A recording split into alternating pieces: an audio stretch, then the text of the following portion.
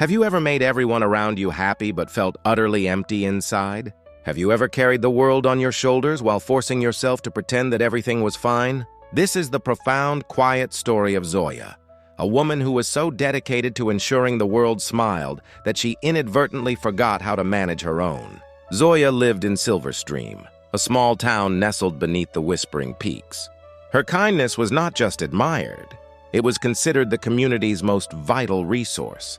If a child cried in the market, Zoya's gentle voice was the only comfort they sought. If a neighbor was struck by illness, she tirelessly cooked nourishing meals and cleaned their home. If friends were locked in a dispute, she sat between them, patiently untangling the knot of hurt until they reconciled. People spoke of her constantly. Zoya's smile is not just beautiful, it is the light of this entire town. But no one, not a single soul, noticed that the flicker of her own inner light was slowly, irrevocably fading.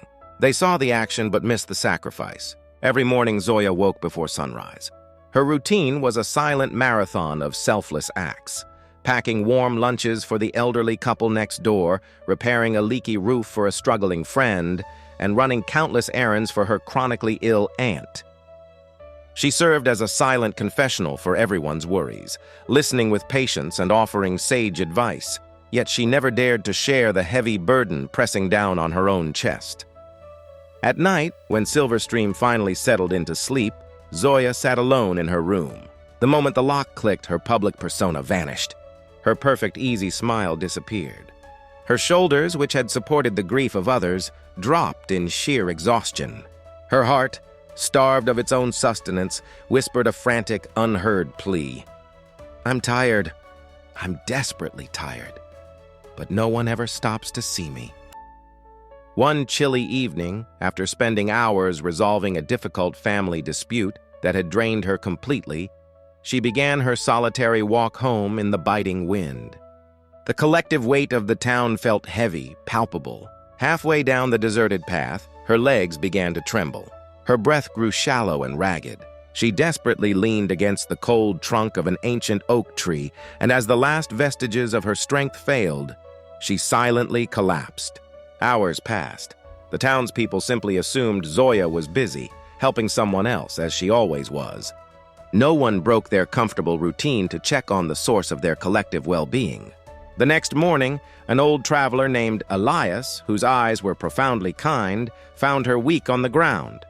He gently helped her to sit up and asked, his voice soft, "Daughter, where is your community?